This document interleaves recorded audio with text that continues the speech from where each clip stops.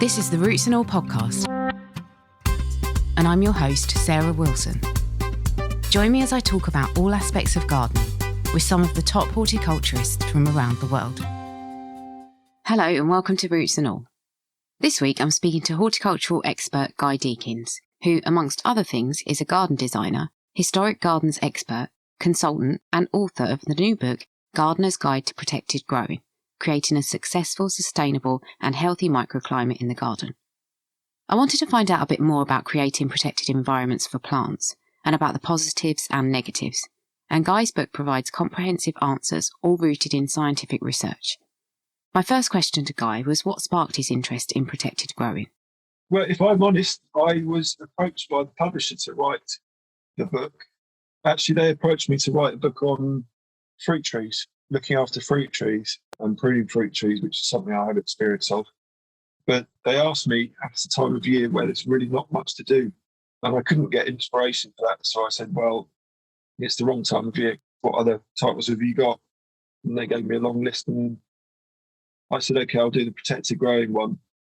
And to be fair on the publisher, I think they wanted a book that was just everyone else's idea of protected growing, which is greenhouses and polytunnels and that kind of thing. And I think from my perspective, there are so many books on greenhouse gardening or so many books on polytunnel gardening, and they don't really explore the wider implications of the microclimate and what we're doing in the garden. So my inspiration was to try and write a book that was just exploring what we do, how we create the garden, what our garden represents, in the sense of we are manufacturing a space for us to grow as wide a variety of plants as possible and to enjoy those plants. And in the way that we do it, we put up fences, we put up hedges, we create different climates for different things. But I don't think I've ever read a book which really explores that. Yeah, which obviously yours does. So we're talking about protected growing, as you said, fences, walls and kind of structures. Are they the main types of protection for plants? Well, no, I mean, this is the beauty of it because it's such a wide thing. I mean, if you live in a city like London, you're already in a protected environment, in a protected space where your temperature is going to be 2 or 3 degrees higher than a town outside of London because you've got this residual heat going on. All the buildings around you are creating surfaces which are going to warm the air or protect the air or stop the wind going through. So that's an architectural point of view. But then if you go into the countryside, you've got windbreaks and you've got hedge lines and you've got wind filters, which are slightly different from windbreaks in the sense that they let the wind filter through so you're not blocking it so much. And they all have very, very important uses. And I think when you drive through the countryside and you see a big 6-foot hedge and you just see it as a hedge, you don't see it as something that's creating a better microclimate for whatever's growing beyond that. So if it's fruit growing, for example, you want a tree line that's going to slow the wind down, that's not going to make all the flowers drop off at the right time, or it's going to create a situation where there's going to be less frost in that field or in that space. It protects your garden from sea spray, for example, or it protects your garden from a rolling frost coming off the hill. For example, if you put it halfway up the hill, you're going to make the frost sit behind that hedge rather than roll into your garden. So it all has to be thought of. It all has to be carefully managed. I think we've become so used to just putting up a slatted fence and a wall that we don't quite understand what we're actually creating. Yeah, that's really interesting. I mean, one of the things that I thought reading your book was we think about protecting crops and perhaps doing it in one way, but you, I think, suggest multiple ways of doing it might be the answer. Should we maybe look to install a windbreak first before we think about building structures? Is that a good way to go? Can that save you energy? Can that double the effect of the protected area? It's always the thing that people do, but I've been into gardens which are well established and mature, and the client says, can we chop this hedge in half? Can we lower it so that I can see over the top of it? And I said to the client, if you do that, everything in this garden is used to one microclimate What you're doing is you want to see the view, but the prevailing wind's coming from that direction. You're going to change this dynamic of the garden. And it's done, and everything struggles. And then they look at me and say, well, what happened? And I explain it doesn't kind of make sense. So, yeah, I mean, you have to think of the garden as a whole, and you have to think of what you're actually trying to achieve within that garden. So luckily, from my perspective, I work in gardens up to about 11 acres. So I see a wide variety of gardens. The majority of people nowadays have small gardens, and they're lucky if they've got more than a postage stamp. But even that small fence that they've got that surrounds them, offers them privacy, is creating a situation which the plants that they're trying to make thrive won't necessarily like. This creating a sun trap to some extent, where they're saying, yeah, this is brilliant, we're lovely, we can sunbathe and no one can overlook us. At the same time, they're trying to put plants into that garden where they're effectively putting them into a heat bowl and then trying to work out why they keep struggling and they're not growing properly. So, yeah, you have to look at that from the whole. Yeah, that was interesting as well, because I thought if we were installing a windbreak, how do we know that we're not going to create maybe a frost pocket or channel winds in an unfavourable way? I think there's a certain amount of experience goes into that, where you look at the topography of your garden. Say, for example, you live on a hillside, frost rolls downhill. So if you live right at the bottom of that hill, the frost is going to sit in your garden at the bottom. If you put a hedge right at the bottom of that space, then you'll make the frost keep on rolling down the hill and coming to the bottom of the garden and make it worse and worse and worse. So from that perspective, you have to let nature do its thing and escape. But you can slow that frost rolling down the hill by putting a fence or a hedge further up the hill that protects your garden further down. Does that make sense? Yeah, definitely. And the same with winds. You look at prevailing winds, and that's not difficult. I mean, it is difficult when you're looking at the trees and you're looking in the direction of the wind, because basically the tree, when you're looking at it and you're looking at the direction of prevailing wind, is going to look normal. Whereas if you look at it from the side on, when you get an opportunity, you'll see that it's somehow been made to be aerodynamic. It grows away from that wind. And once you've established where the wind generally comes from, you can try and protect your garden from that, because that's the most damaging.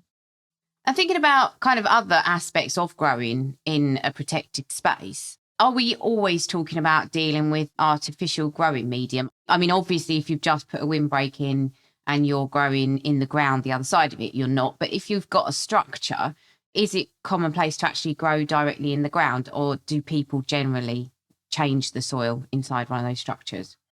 No, it depends what your soil is and what you're doing with it.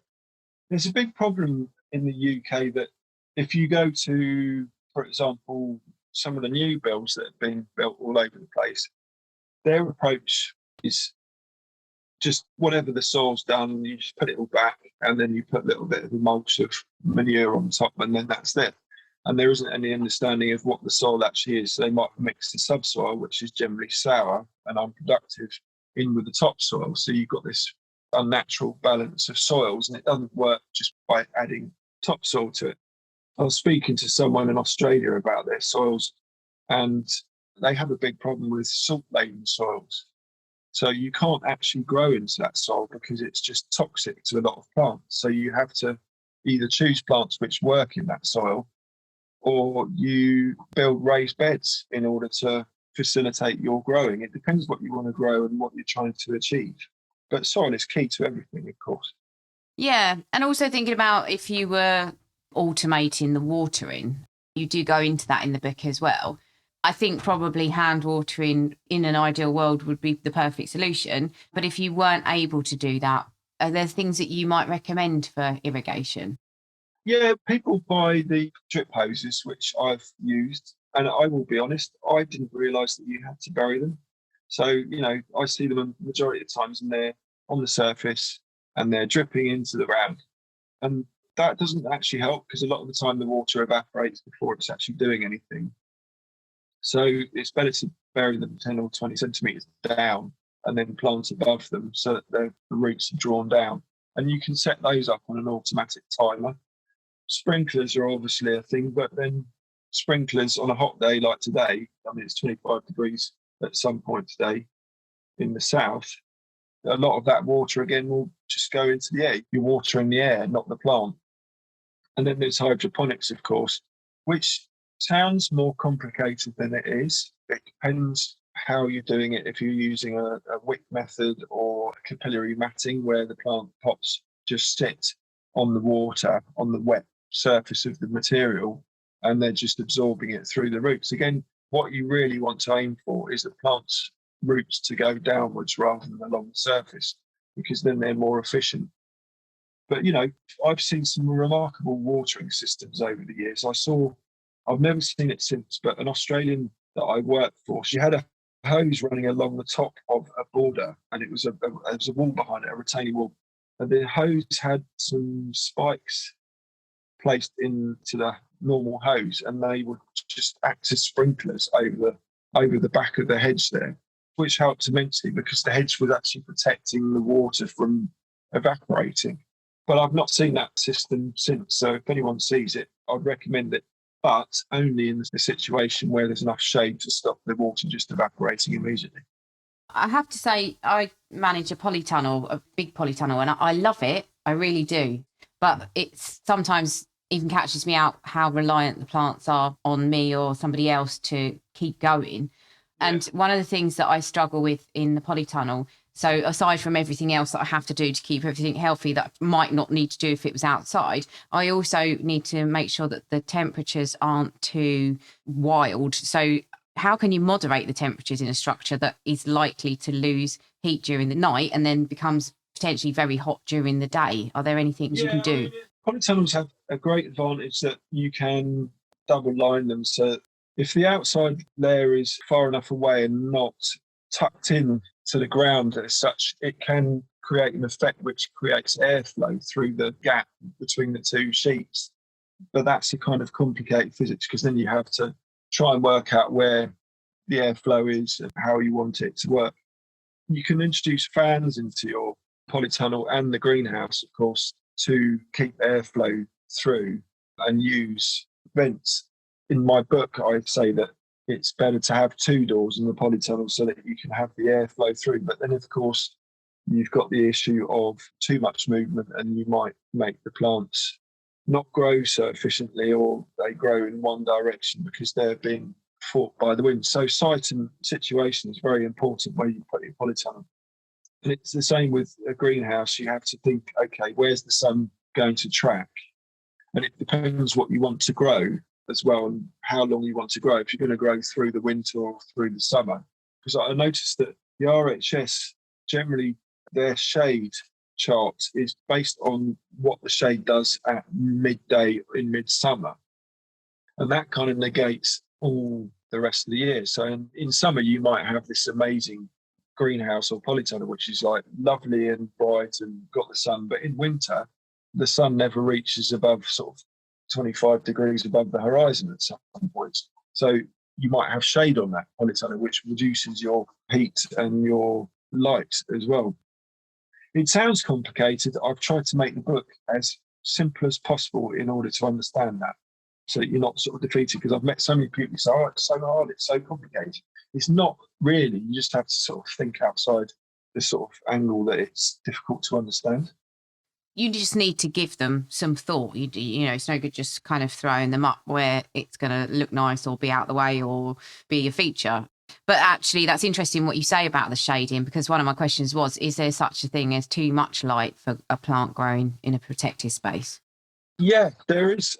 Plants have a defense mechanism like we have freckles. They will create a chemical in their leaves which prevents damage. But eventually, if that becomes too intense, they'll just give up the leaf. The leaf will get scorched and will just end up not being viable at all, which will then encourage things like mildews or other diseases to infect the plant, because that plant is become injured. So you have to look at that space that you've created, especially in a greenhouse where you're intensifying the power of the sun to grow your crops. So from that perspective, you have to think about how you're going to shade it. If you're going to shade it with a paint or with a blind or with a screen of some sort. Yeah, light's vitally important, obviously. you don't have to necessarily grow your plants in a greenhouse at all. You could, as I've said in the book, grow all your plants in a shipping container with hydroponics and UV lighting, a good set of lights. I know obviously at the moment the cost of lighting and everything else and heating is going through the roof, but we're all changing over to cheaper forms of energy use anyway. So the options are multiple, and with climate change and with our overall climate becoming more intense and more difficult to predict, it may be a way forward where we end up growing much of our food in incredibly protected environments where we're not actually letting them get into the natural world, just to make sure that we have some crops left. I guess really it's going to take some viability studies to work out whether it's better from an energy point of view to supplement the things like heat and irrigation and light and everything versus the costs of importing food or all the other bits and pieces that go with transporting food across any distance. Yeah, I think we have to start stepping back from importing. I was in a supermarket the other day. Now, it's the height of the asparagus season. Where I am in Kent, there's a farm not that far from me. They're selling a kilo of asparagus for £5. And yet you go to Tesco's or Sainsbury's and they've got asparagus in their shops on the shelves and it's from Mexico. I don't understand that sort of rationale that we're importing so much of this stuff which is freely available. And we have to think on that basis, because I was talking to a scientist not that long ago about, I don't know if you're aware of what a lot of people call the Gulf Stream, which doesn't actually get as far as the UK, but the whole overturning cycle that goes through the North Atlantic, that's weakening.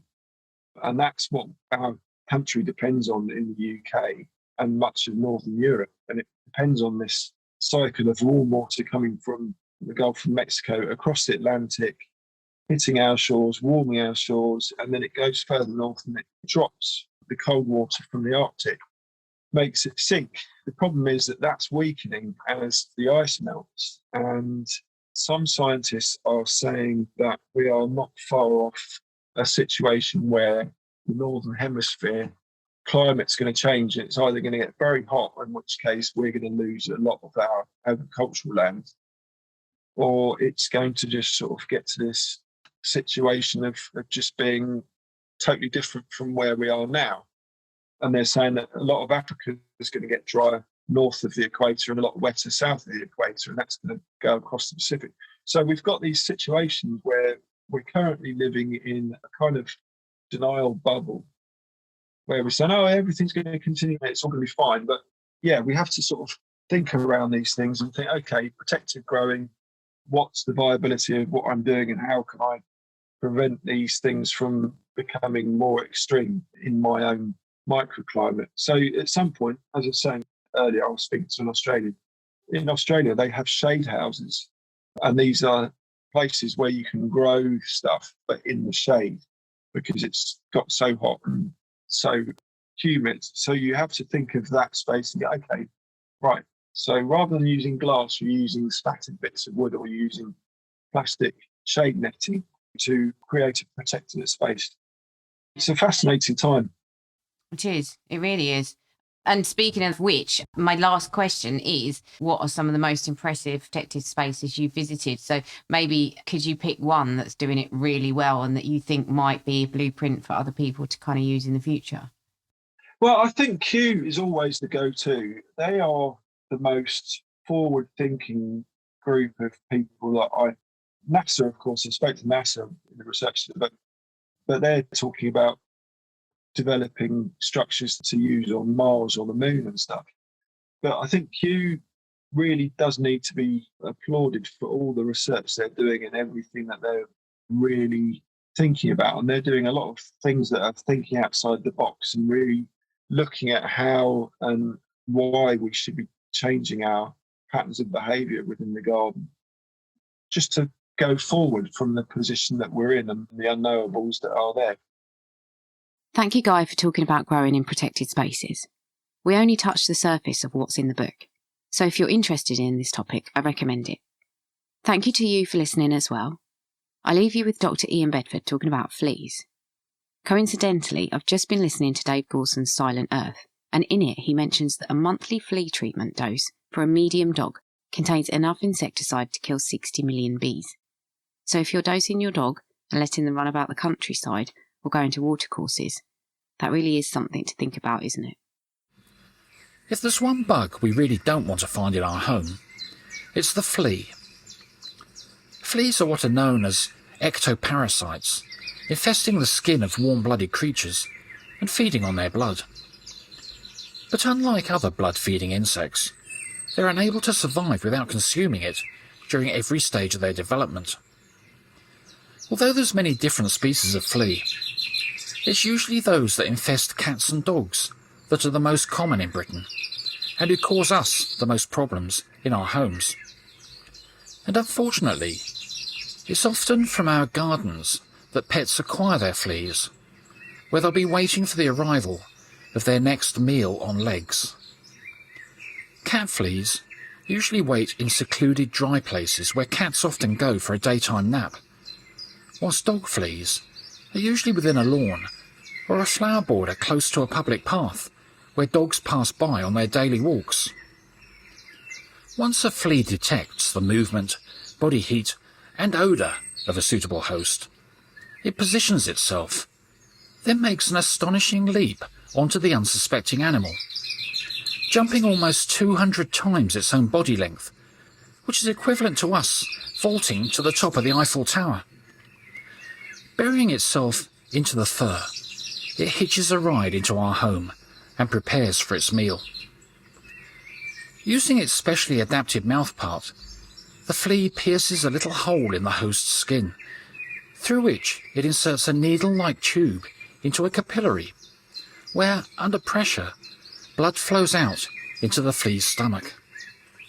However, the flea acquires much more blood than it actually needs during these feeds, so the surplus is excreted as little droplets that quickly harden and can accumulate in the carpets and in the pet's bedding. And whilst the female fleas feed, they also lay eggs, around 50 a day, which roll off their host and onto the floor below. And these soon hatch into tiny cream-coloured maggots, which then feed on the grains of dried blood, and over the following 2 to 3 months mature into new adult fleas that continue to feed and breed within our homes.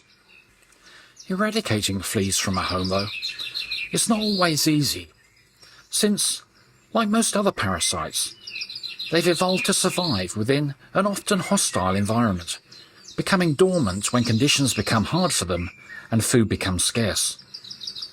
But by regularly grooming pets, washing them if possible with a flea-repellent shampoo, or treating established infestations with a proprietary insecticide, flea problems can usually be managed. But it's also worth noting that for every flea that's found on the pet, there could be up to 100 others elsewhere in the house.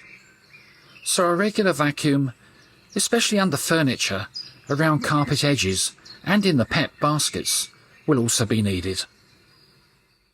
You can download or listen to the podcast direct from the website rootsandall.co.uk. Please also check out my Patreon, where you can make a one-off donation or take out a monthly subscription to help support the podcast. Because if you enjoy the show, please help it continue. I also have a GoFundMe where you can make a one-off donation. Even a one-off donation of £1 helps, and I'll be really grateful for your support. So please go to Patreon or GoFundMe and search for Roots and All Podcast.